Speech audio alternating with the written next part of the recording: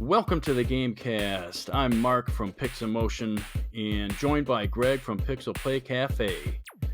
Today starts the new trend of wiping out retro in our title and just going with the Gamecast. And today we're going to talk about PlayStation Now and whether or not it's worth the entry price since the reduction. So let's get into that.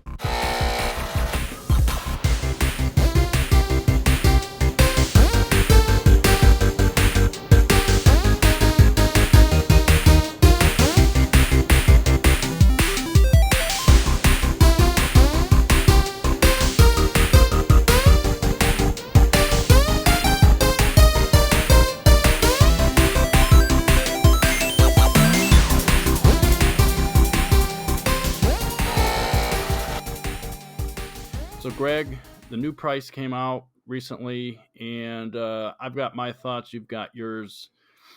I'm on the side of I think it's worth it. And Let's tell the listeners what the change was, so that they're up to speed. so, well, now it's $60 a year, or $10 a month. And for $60 a year, I think it's definitely worth it. However, I would not pay $10 a month. Well, compared to what was it before? Like $20 a month, basically. End up being like $120 a year.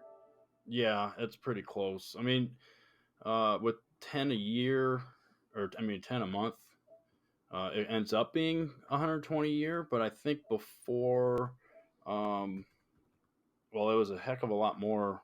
I think it was like 100 a year or something when you paid. Yeah, I think you're right. I remember deciding against it because of the $20 a month price tag, and I was like, no, that doesn't sound worth it to me. It was originally $20 a month or 25 for a quarterly subscription, it's now 25 for a quarterly, and it was 45. Yeah. And $60 currently for the year, down from 100. So I mean, they basically dropped the price $10 a month, and basically in half. It is kind of close to what it's looking like. So $100 for the year still wasn't worth it for me, but now that it's at 60, I think it is. But there are some pros and cons still. So I think it depends on how you're going to utilize the service. Yeah, that I saw the price change and immediately it was like, well, now's the time to try it out finally. Yeah, definitely. And I was a user of OnLive back in the day, which was the main competitor to Gaikai, which Sony bought. Mm-hmm. And Sony ended up buying OnLive also. Most of the patents. But I can say I also signed up. I think I have 1 or 2 days left of my the free 7 days. Mm-hmm. And I do plan on getting the $60 1 year. The way I've been using it is the PS4 games I just download straight to the PS4. So you're not losing any quality or anything with that. It works very much like Microsoft's service. And I think that's actually smart on Sony's part. Mm-hmm. And they also allow you to download PS2 games, and then they add trophy support, which is kind of cool, and essentially 1080p resolutions. Yeah, now I assume the PS2 games on PS Now are the same ones that are already offered on the PS Store. Yes. Okay. I only tried out one of those, Star Wars Racer Revenge, because I have that on my PS2, and it's a pretty ugly game. So I was kind of curious to see how it upscaled through that service, and that was actually pretty impressive. Any lag that you could tell? There was inherent lag in all the games I tried, but it wasn't game breaking. But like, you're not going to play competitive shooter on there. So you're streaming to your computer? I am doing it on my computer. Yeah. Okay. I did a combination of streaming to the computer and also streaming to the PS4, as well as native. Mm-hmm. I noticed some lag in the streaming, and actually, to me, it depends on the game. I noticed the games that have lighter graphics or things that aren't as complex, they didn't really have any lag. But the more complex games, like let's say Killzone 2, there was a little bit of lag there, but nothing that would kill your gameplay. You just kind of have to get used to it.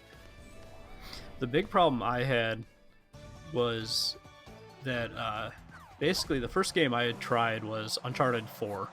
And one of the first things I noticed was the dark scenes just looked awful because of the video compression. And the beginning of that game is all on the boat in the storm, and on the open sea. Dark. Yeah. And I noticed a little bit of lag. It didn't like break it, but like I noticed right away it was enough that you're not going to do competitive multiplayer or anything with that. I don't think anyway. But yeah, it was enough to dissuade me from going with the service because it just doesn't appeal to me.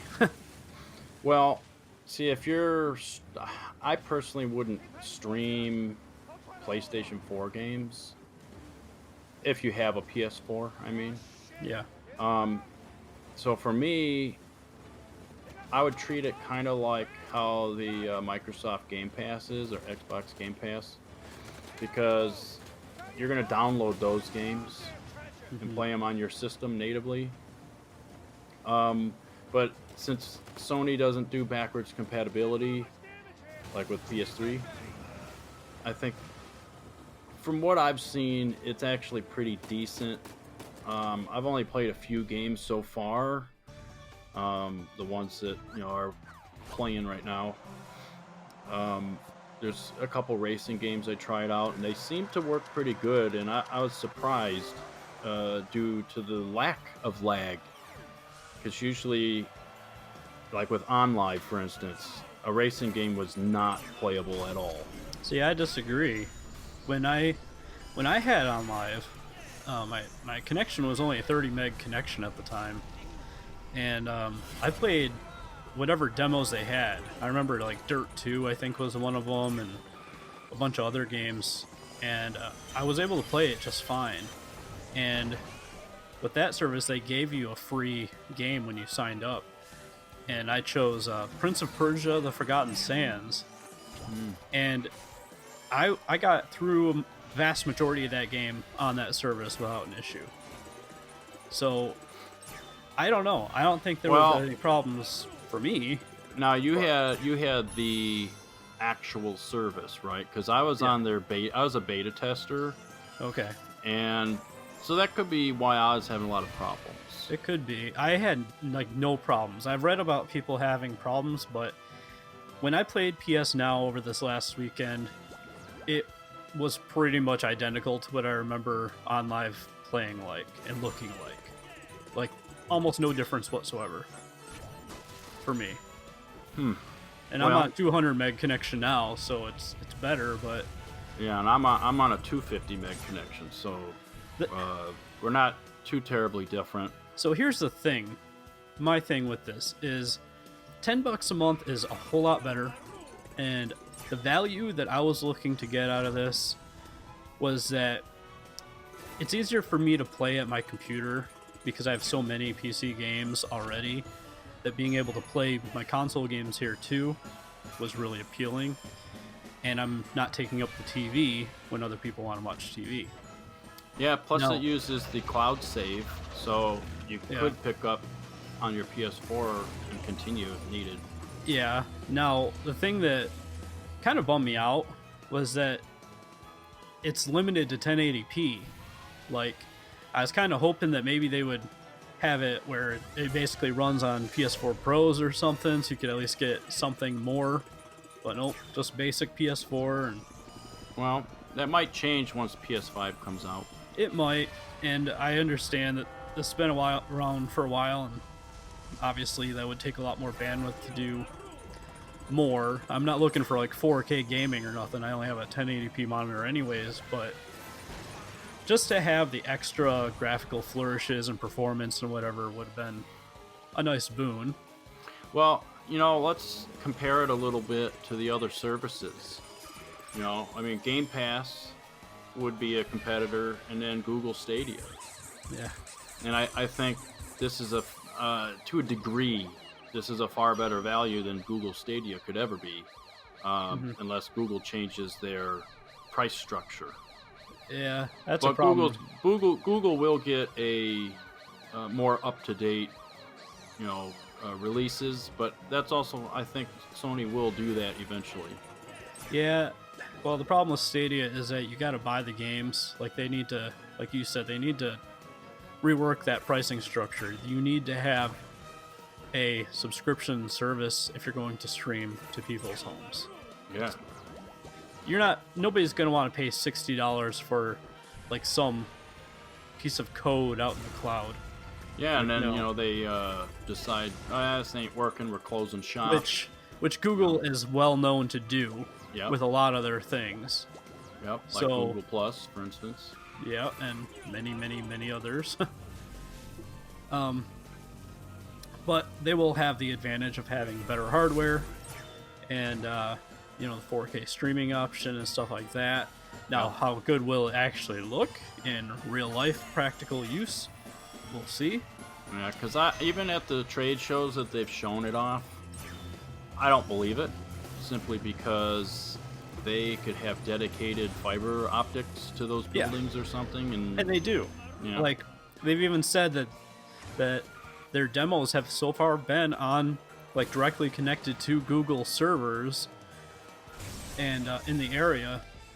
And it's like, well, Google servers aren't actually everywhere, despite what they want you to think.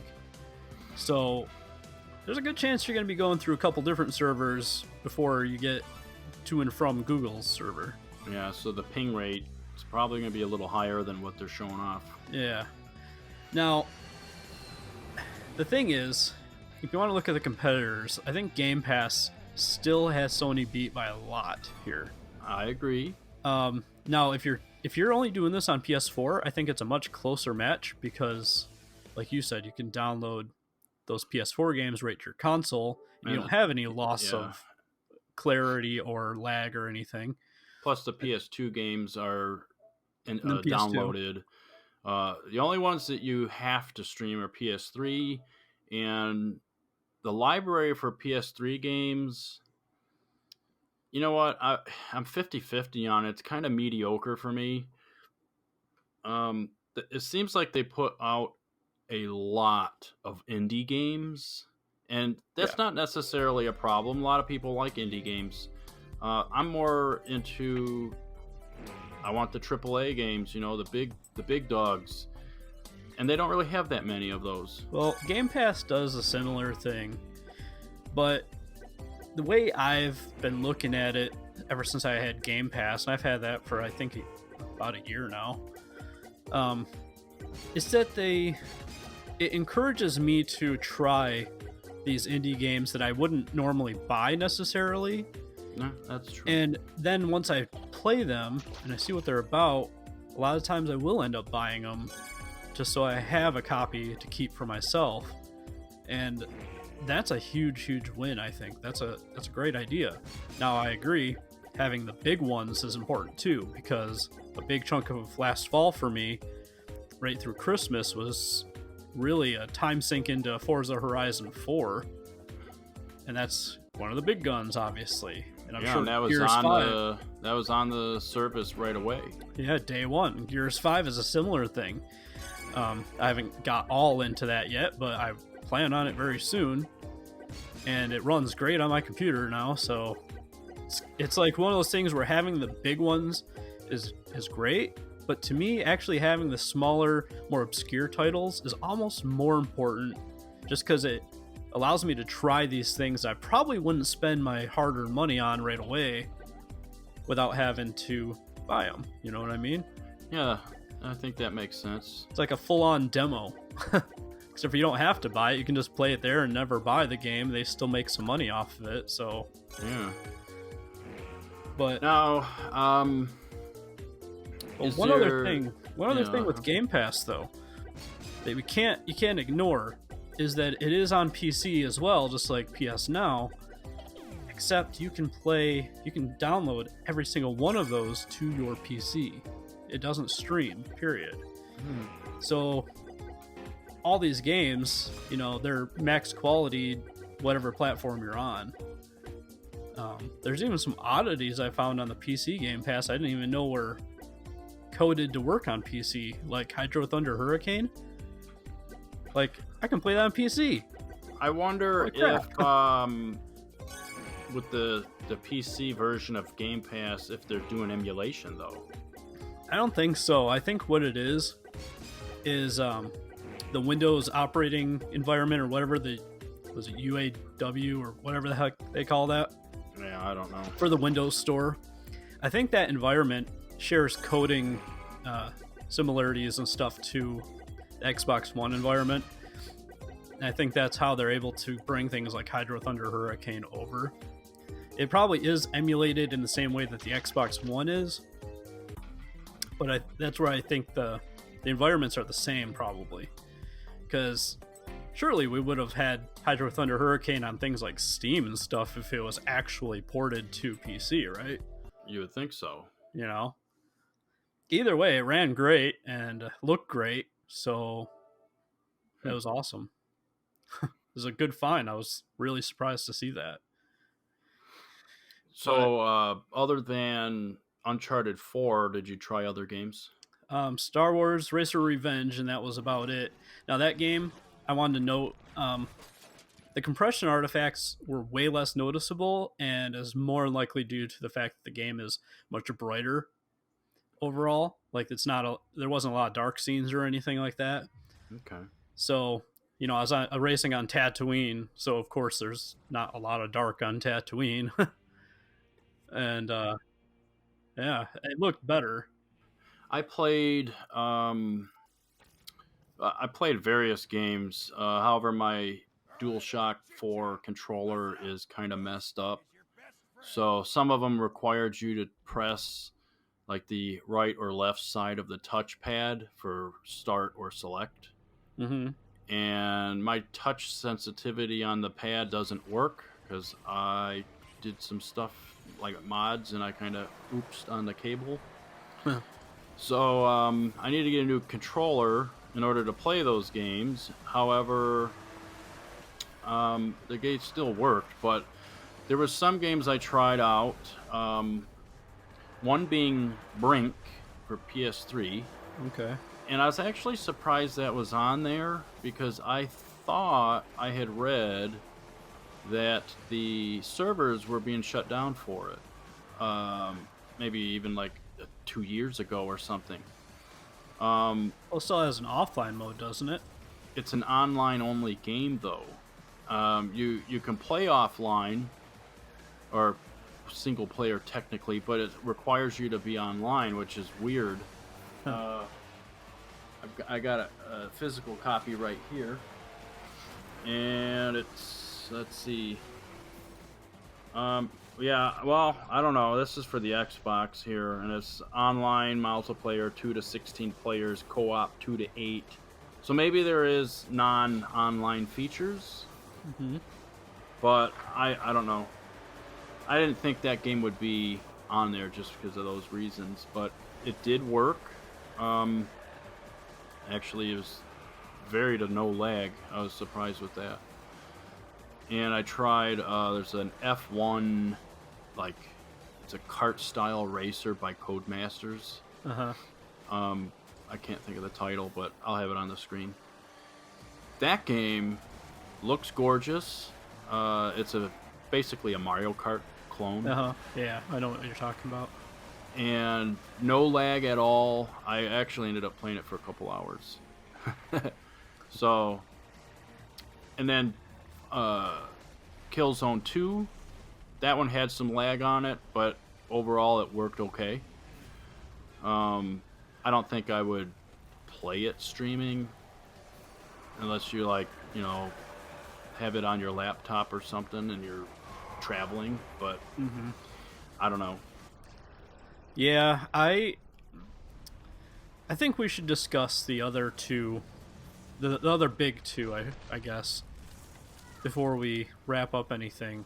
Because we can't ignore the fact that EA and Ubisoft Oh, that's have right. their own things. Yeah. And that's not we haven't delved into, just for the people listening, we haven't delved into like Nvidia's service and Razer service and all these others that Or exist. Like, Nvidia's, or yeah. yeah, they all exist, but we have not delved into those yet. So maybe one day. But I did try the EA Access and the Ubisoft Uplay Plus. Now, as far as I know, though, EA's is download to your console or your computer, right? Yep, they're not streaming, but they're still like these digital service subscription services.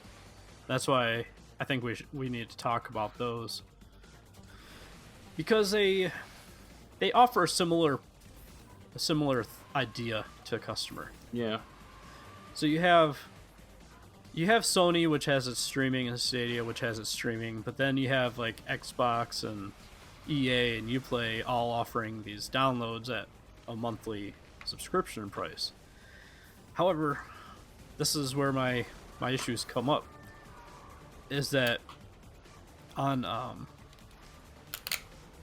EA, for example, they offer a $5 tier, which gets you some older games you can download and play on your console or on PC, which is fine.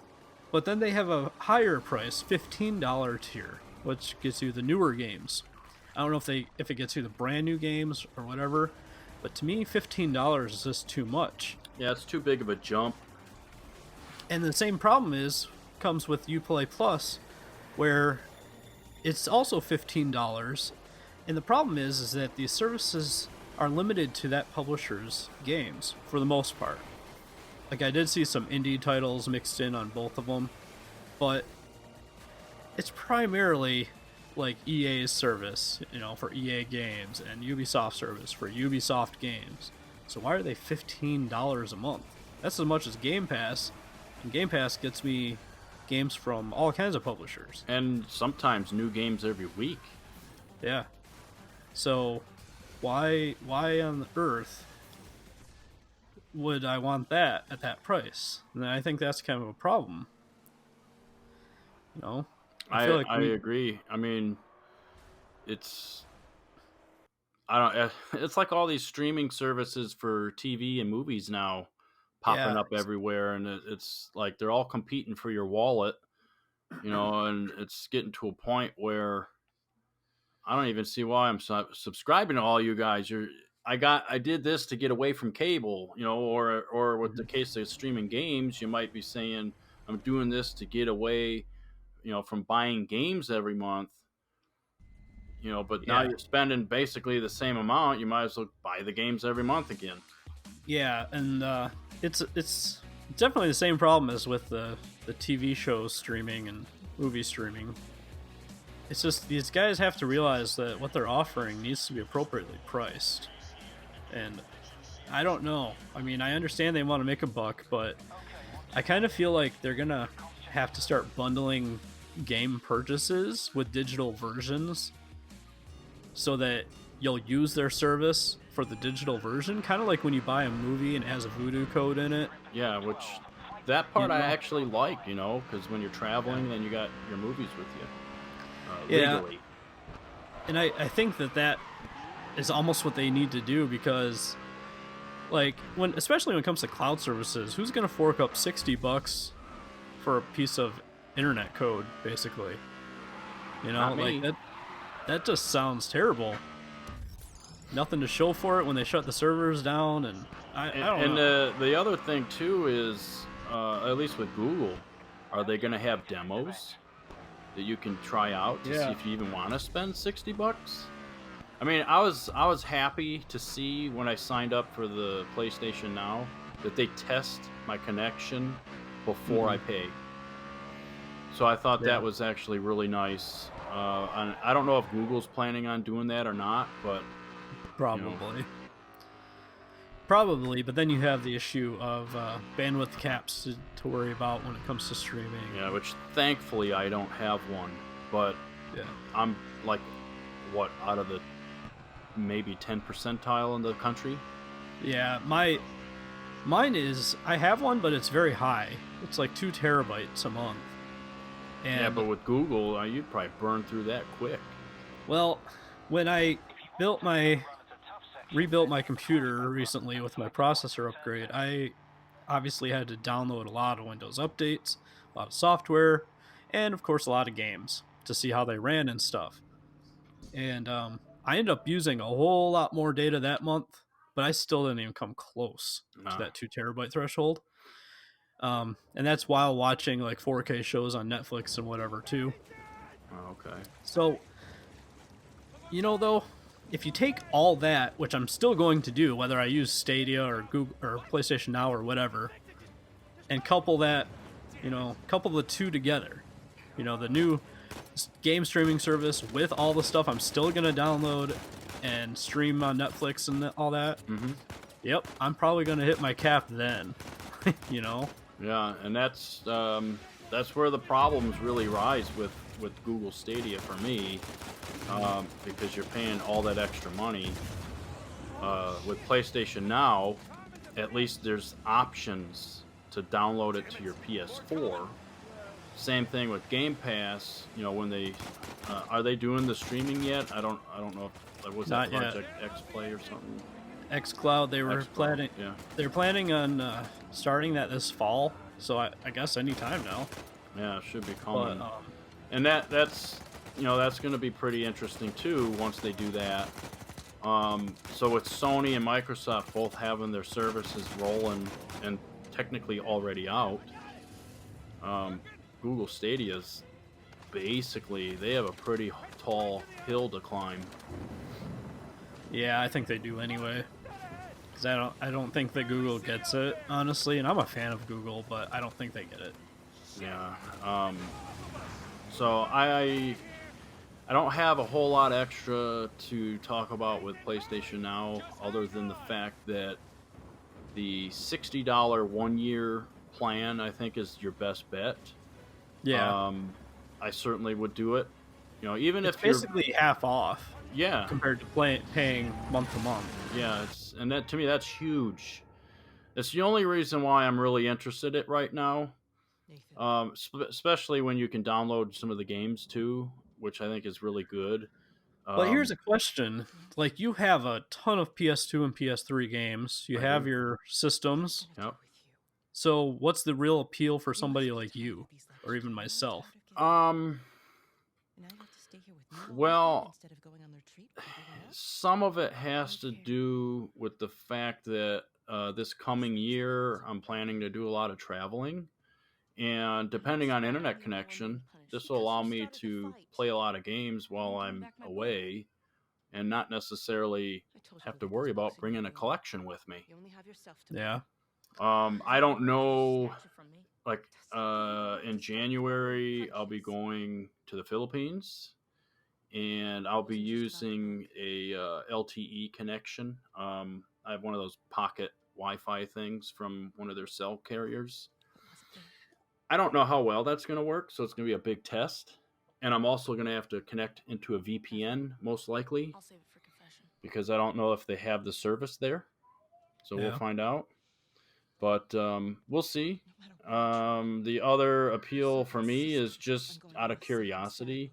Paying the $60 for the year, I think, is good to try out PS4 games that are coming to it before I'm buying them. Yeah. And then I'm behind on some games too. So like being able to download God of War, finally get to play that is pretty awesome. Yeah, I And can see that. I'm planning on buying it. I just haven't got to it yet, and I figure, well, now I can play it, and I don't have to buy it right away. So there's a few other That's games true. too. And you don't have Game Pass, correct? That's correct. My brother does, but I don't go to his house all that often. So basically, he'll say, "Hey, I'm playing Gears 5," and I'll be like, "Well, I'll get it sometime." So I don't know if they have a yearly option where you pay by the year. Yeah, they do. I don't know what it costs though. Okay, I might look into that, but we'll see. Because I think it is a very good deal. Um, I don't see them removing any of their Xbox games anytime soon. But for right now, I just have PlayStation View or PlayStation Now. Yeah. But Yeah. anyway, I think that's everything I have to say. Yeah, my last thoughts on that subject are, I personally don't see a lot of value in PlayStation Now. Not right now, anyways, because a lot of the games I already have. Like I have God of War and um, Horizon Zero Dawn, and a lot of those. I'm only missing like Days Gone, I think, so far. I don't even think that's And on there yet. no, and I don't think Horizon Zero Dawn's on there either. yeah, and the last Uncharted game, The Lost Legacy, I don't have that yet either. But like Uncharted's already $20 in stores. Yeah, and Lost Legacy was $20 anyways. Yeah, and like Days Gone is probably gonna be $20 soon anyway. I don't think that was a big hit to begin with, and it's just one of those things where I could buy those games when I feel like it, and I have the PS2 games I want to play, or I have versions of those games on PC where they look and run better to begin with. So it doesn't make a lot of sense for me, but I would tell people, like, speak with your wallet, because these prices are not quite right, if in my opinion anyway. Like, don't go and pay $15 a month when you get just EA games or just Ubisoft games. Like, yeah, no, that's no. Talk with your wallet, let them know, because honestly, if these companies started offering all these services at like $5 a pop, I could see having a couple of them without a problem, because it doesn't add up as fast as 15 a month. You know what I mean? Yeah. So, yeah, it's just one of those things where speak with your wallet, really do your research, make use of those free trials. And in the case of PlayStation Now, I say don't do monthly. In fact, don't even do quarterly. Do the yearly. You're going to save in the long run. And I do believe that over the course of the next year, you're going to see a lot of good games coming out, newer ones. And I think once PS5 comes out next year, I think the service will get an overhaul. Well, I think I'll counter that, and I'll say that, like, the monthly is not a bad idea, because you'll give yourself a month to try things out. Let me put it this way then. If you're thinking you're going to use it for more than 6 months, get the year. If you're just going to dabble in it for maybe 1 or 2 months or maybe 3, then yeah, month to month is great. But if you're going to hit that 6-month threshold, you probably should buy the 1 year right away. Yeah.